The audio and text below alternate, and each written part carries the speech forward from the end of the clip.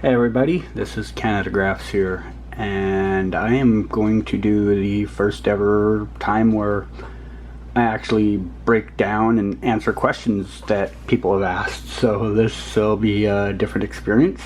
If you're wondering why there's no video of me talking, I don't really have a good setup for it in my room.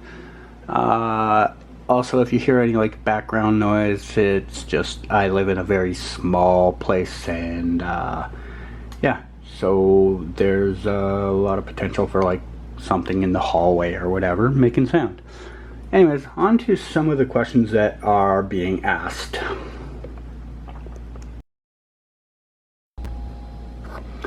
Barry Allen in Russian Writing asks, was it hard for you to be at every location there every day? Yeah, I mean, first of all, I wasn't at every location, but I was at as many as I could find.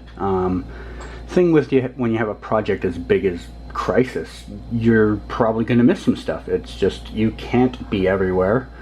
You can do the best you can. Obviously, I missed the Kent Farm shoot with Tom Welling out there, and I was even given a little heads up on that, and I couldn't make it happen. You know, that's a 2-hour bus ride for me, and by the time I found out and put the pieces together, it was too late in the day to make it. So it is pretty difficult to do sometimes.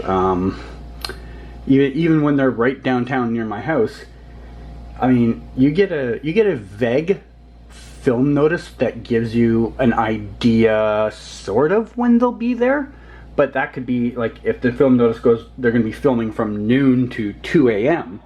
It's a 14-hour window that they're not necessarily using up that whole window. So you could, in theory, stand there from noon to 2 a.m. and really only have to be there for 5 hours. But you won't know that until it starts or until it ends. So it can be a little trying at times.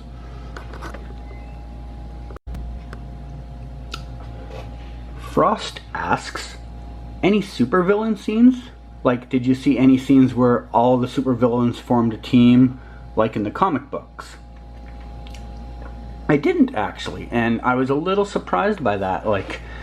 Obviously there's a lot of work that goes on in studio that the public isn't able to see, so they could have had a big team up like that in there, but out on location, not really. I mean, I think the Anti-Monitor, I only saw him at the one location where they had the big fight in the gravel parking lot.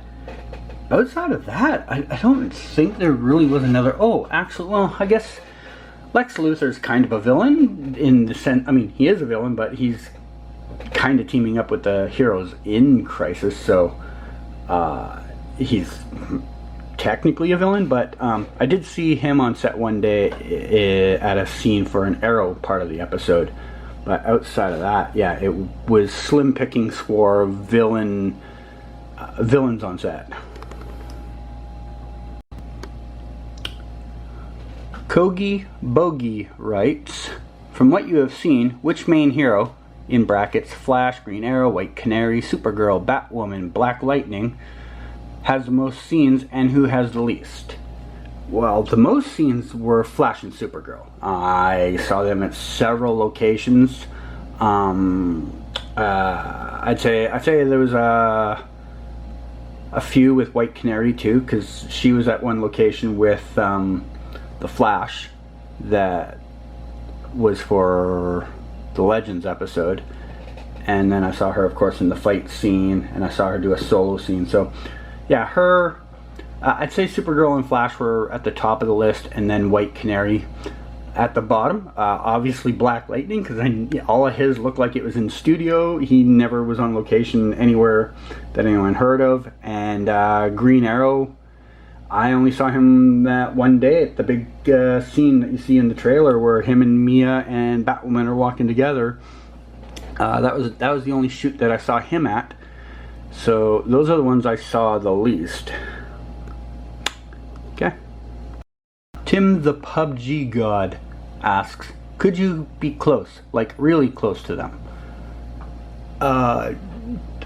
During breaks in the shoot, you can sometimes get up to the cast and interact with them depending on the location, depending on the actor. Like, there are some actors that just, they never meet people at set, and then there are some that will go out of their way and they'll walk down a block from where they are if they know there's fans down there.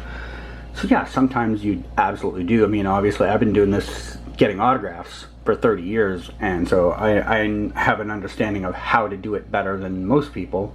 So yeah, I mean, I have that experience all the time. A random person on the street, a little less certain, you know, that it's a little more luck involved in that one.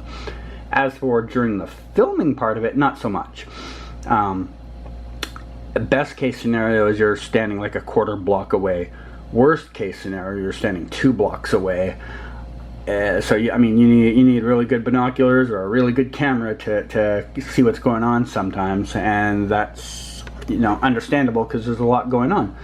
They have equipment, they have crew that are trying to move around. So even me, who's very experienced at being in a film set, there are times I could be standing there and kind of still be in the way, so I understand them needing their space. So from a filming aspect, not very often you get to be too up close to the filming.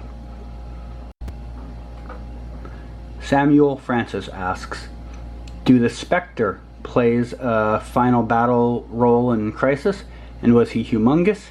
And finally, but not least, how many villains will be in Crisis? Is Gorilla Grodd and King Shark there? For the most part, I can't really answer any of those questions. I never saw Spectre on set. I don't know what role he's going to play in it at all. And as far as Grodd or King Shark, that would be a CGI type thing that they probably aren't doing on location. I mean, yeah, I've seen scenes where they've had Grodd and King Shark on set before, like an actor standing in for the CGI of them, but those are in past episodes. But a lot of the work for them is obviously CGI heavy, so you can't really know if they're there in a scene sometimes until you see the final product. So maybe, but I wouldn't be too confident of Grodd or King Shark, especially since King Shark got cured. If I recall in one of the episodes, I don't recall. Although I guess Monitor's been pulling people from past and present, so maybe he pulls a past version of King Shark back in. I don't know. I guess we're gonna have to wait and find out on all of those questions, unfortunately. Rimba Blafond asks, what is the biggest crossover spoiler?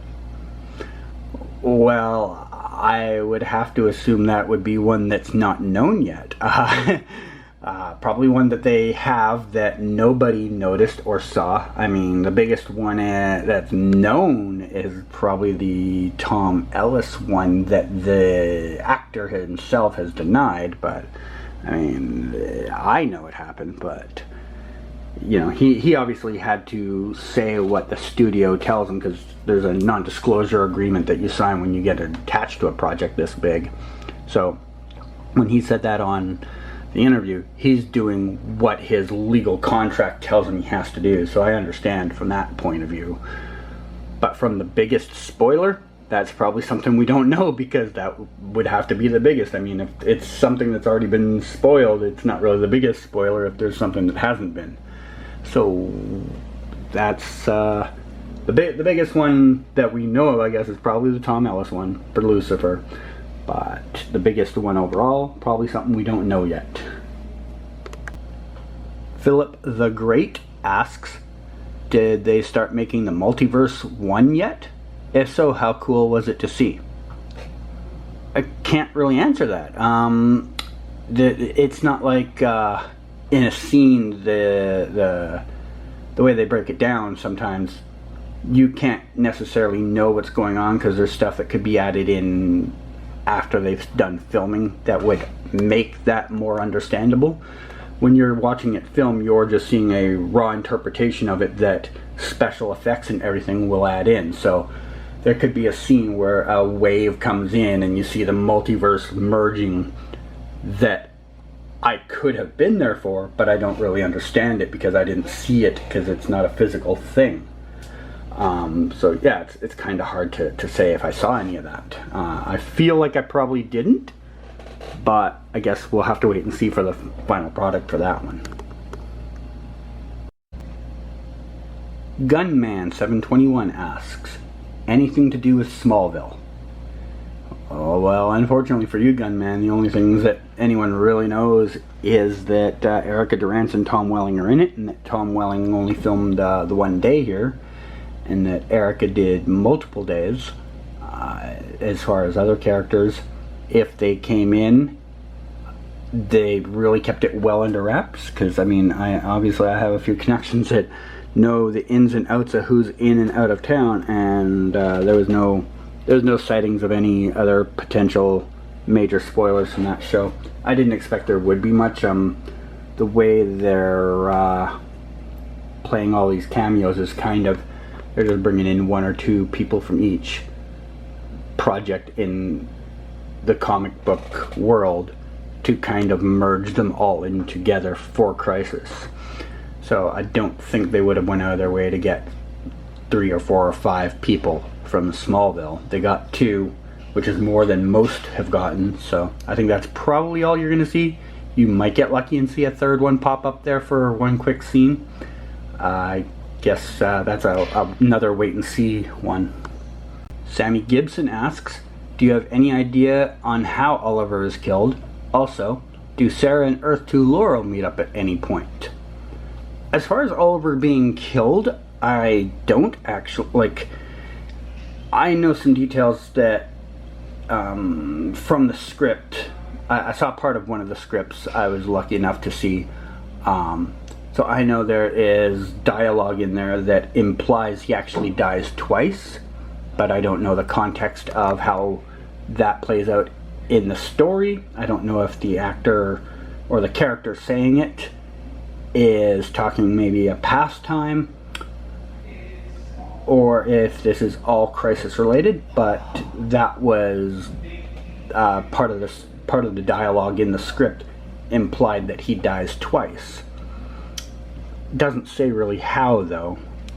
As far as Laurel and Sarah, I don't. Again, I saw Katie Lotz film like 3 different times, but I never saw Katie Cassidy on location for any shoots, so I can't really say. But I think it's one of those things. They're throwing so many Easter eggs into this. I'd be a little surprised if they don't have a Laurel and Sarah meet up at some point in some version. Whether it's a Earth 1, an Earth 2, an Earth 11, whatever. Some version of Laurel and Sarah are probably going to have a meetup. I would feel reasonably sure they'll do that just to give that Easter egg to the fans. But I don't know that to be a fact. Mark Hayden asks, I've heard a rumor of Supergirl Season 5 only being 20 episodes. Apparently, according to some official CW paper, everywhere I've seen says 22. Can you look into it? Okay, so I did look into it, and I don't know the answer, but here's what I can say. Their filming date, their tentative end film date is April 14th, and they started in June. And I've heard that they're getting an extra week off at some point for maybe Christmas break or something. Doing the basic math of that, I would feel like 22 episodes is more likely than 20 just because of how much time that is. Even if you take in the extra couple of days they do for Crisis and all of that, it falls far further into being a 22 episode run than a 20 episode run. Doing the actual math, like when I broke it down and looked at all the holidays, it feels like 21 and a quarter episodes. So I don't know if a day or two are cut off somewhere to make it closer to 22, but it's also too many for 20 episodes from what I've looked at. So I feel 22 is probably the more accurate answer, but I don't actually know that to be sure. Vishal Krypton asks, do you think there will be 3 Supermen in one scene? I don't. I know what Greg Berlanti said.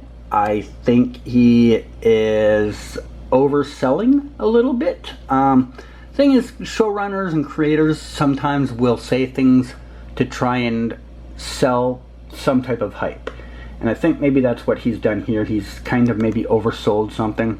I think you'll see the 3 actors that play the different versions of Clark Kent. I think you'll see them all possibly together in one scene. So you'll see Brandon Routh, you'll see Tyler Hoechlin, you'll see Tom Welling together in a scene. But I don't think Tom Welling's going to put on the Superman suit. He's been pretty adamant in the past about not wearing. The different option for this is, and I don't think it's one anyone's really discussed or thought of, is what if they just brought in a different, completely different third Superman? That's one of the big spoilers I keep talking about that exists. What if they got, I don't know,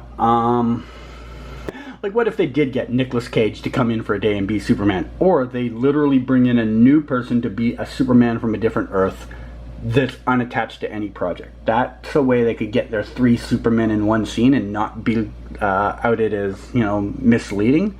But I do feel it's probably a case of Greg Berlanti is overselling having two Supermen and a Clark Kent in a scene, maybe.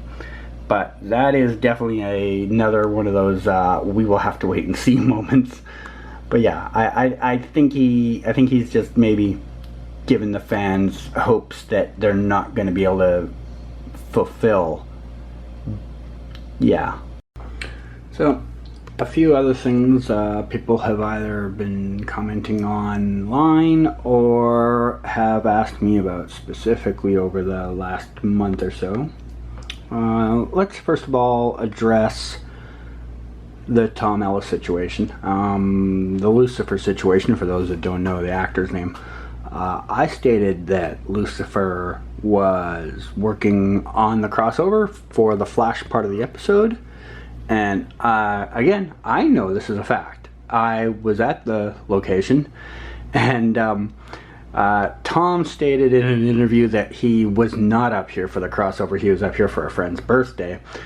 But a couple of things about that. I mean, first of all, if you've ever seen Tom Ellis in person, you know Tom Ellis the person and Lucifer Morningstar the character dressed very differently. In fact, even down to that Tom has glasses. People at the hotel saw Tom earlier in the day in his Tom Ellis attire. Then I saw him at set in his Lucifer suit with, you know, fancy shirt, no glasses, and he was in the scene walking along with Matt Ryan, who plays John Constantine, in wardrobe in the scene in between the part of rolling and cut. So I don't know. Obviously, I mean, I do know. I know he was filming a scene, and I do know that he said what he said because of an NDA that he has to abide by. So that's the Tom Ellis controversy. Will the scene actually make it into the episode?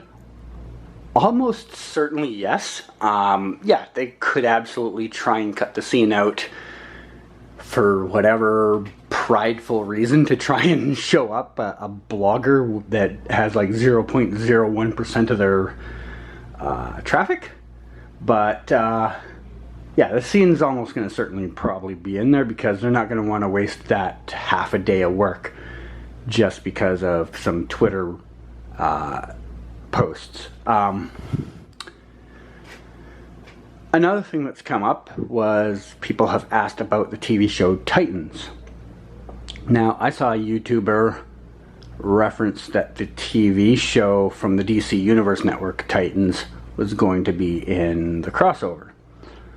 I have seen the same information that he originally saw. He's since then has understood that he may have misinterpreted what he read.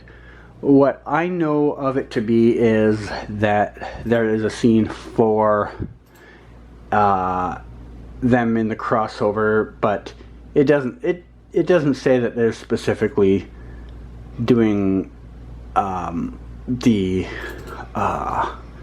TV show version of them. It just says interior of Titan's Tower, the Titans, which members to be determined, stand heroically facing.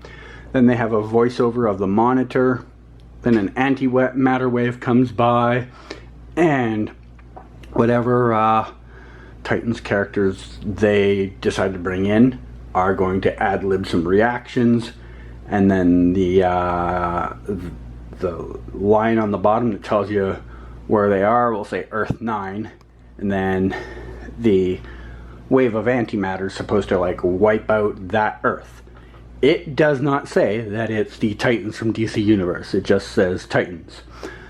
So I don't think you're going to see the TV version of the Titans on there. You're going to see a DC, or you're going to see a CW version of it to fill in that space.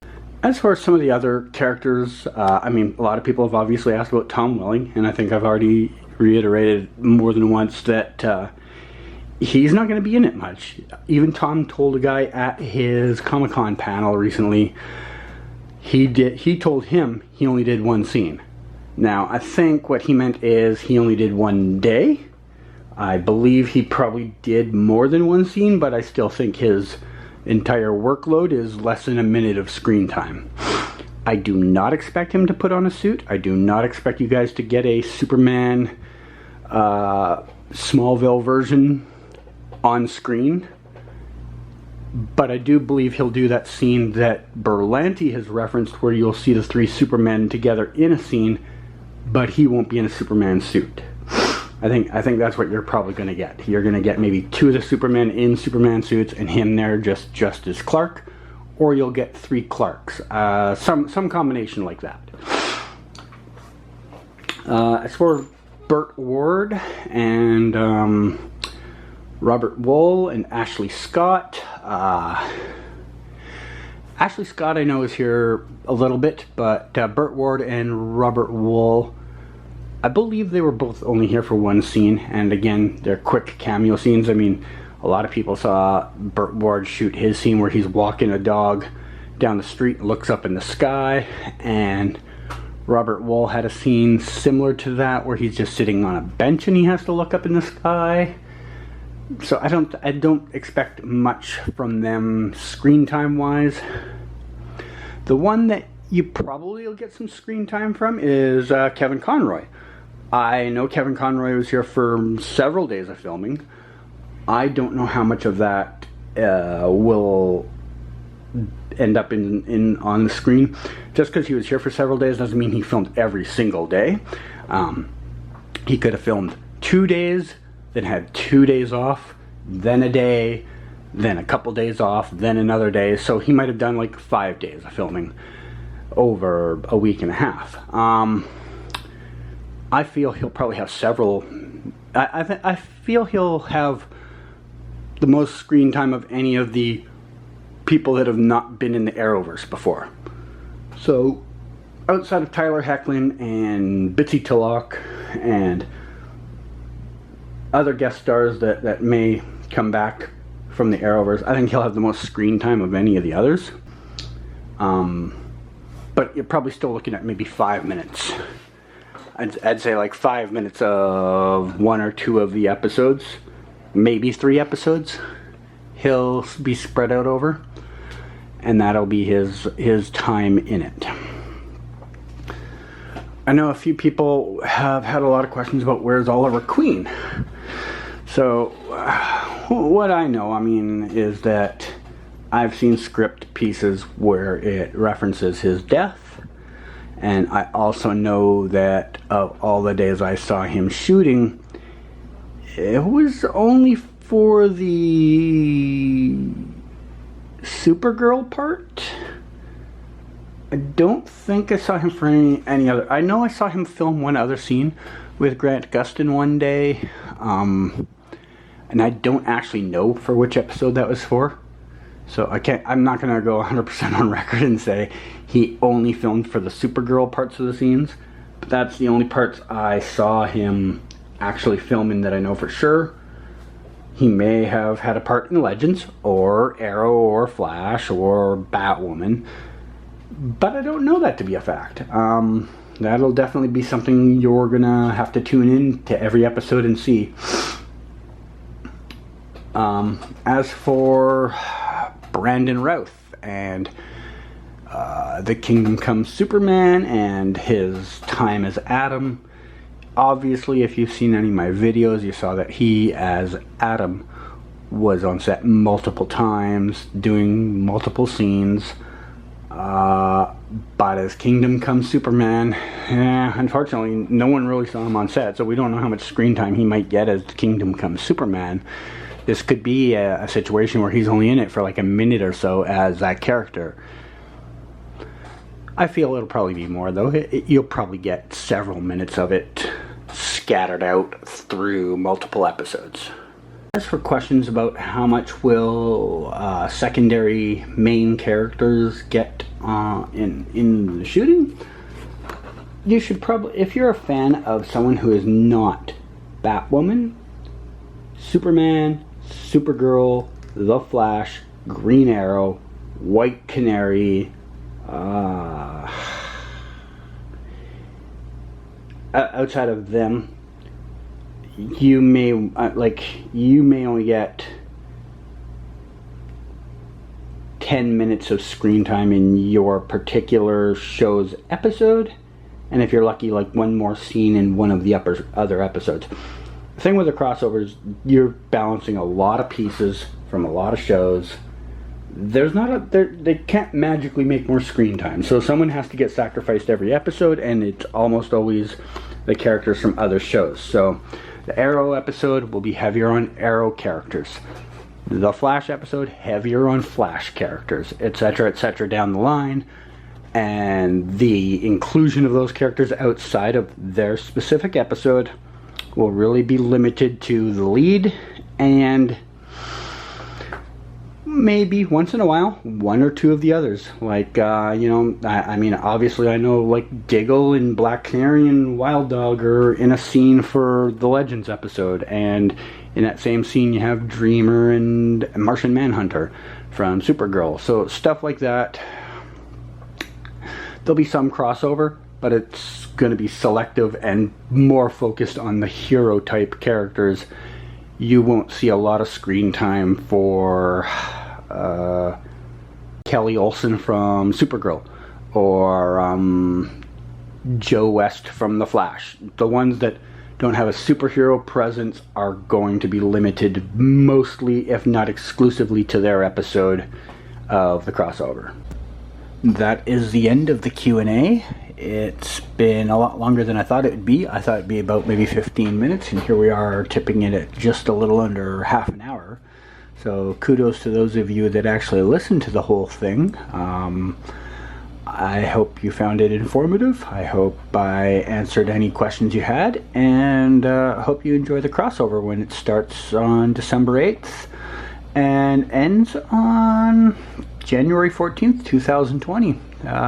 Till then, this is Canadagraphs. Thanks for listening.